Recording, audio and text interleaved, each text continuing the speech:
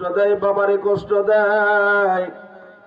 এ বান্দা, মা বাবারে কষ্ট দিলে তুই যত আমল করস তোর আমল কাজ হইতো না। মারে কষ্ট দিলে তোর তওবা নসিব হইতো না, বাবারে কষ্ট দিলে তোর তওবা নসিব হইতো না। মোটর সাইকেল না কিনা দিলে মারে আঘাত পর্যন্ত করে। কিছুদিন আগেও দেখলাম গাজীপুর এক ছেলে মোটর সাইকেল কেন কিনা দেয় না, মা বাবারে মার দূর পর্যন্ত করছে। হাইরে, মা বাবারে মার দূর করলে জমিনটা কাঁপে, বান্দা এমন নয়।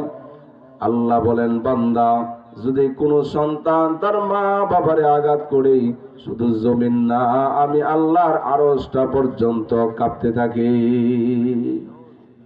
এজন্য মা বাবারে কষ্ট দিও না, তওবা করার সুযোগ হইতো না।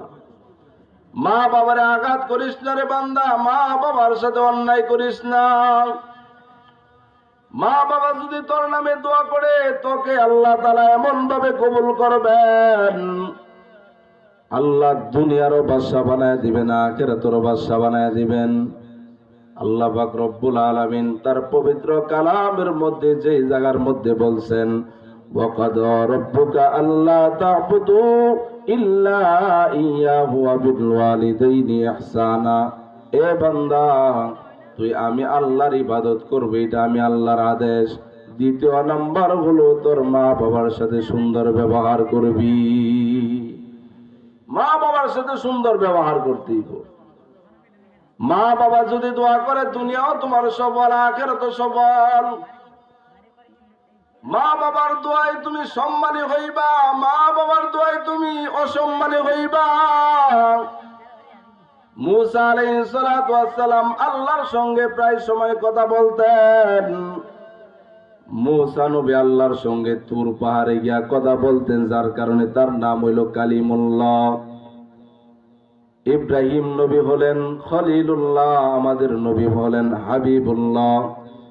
মুসা আলাইহিস সালাতু ওয়াস সালাম মেজাজগতভাবে জালালি মেজাজের লোক ছিল। প্রায় সময় আল্লাহরে প্রশ্ন করতেন, আল্লাহ আপনি কেন ঘুমান না, আল্লাহ আপনি কেন এই করেন না, সেই করেন না। আল্লাহর সঙ্গে প্রায় সময় কথা বলতেন।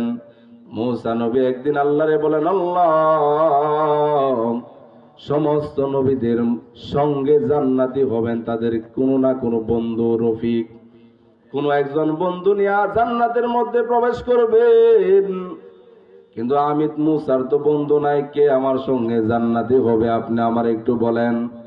আল্লাহ তাআলা ডাক দিয়ে কয়, এ মুসা, তোমার সঙ্গে যিনি জান্নাতে যাবেন, ও ইমুক বাজারের একজন কসাই।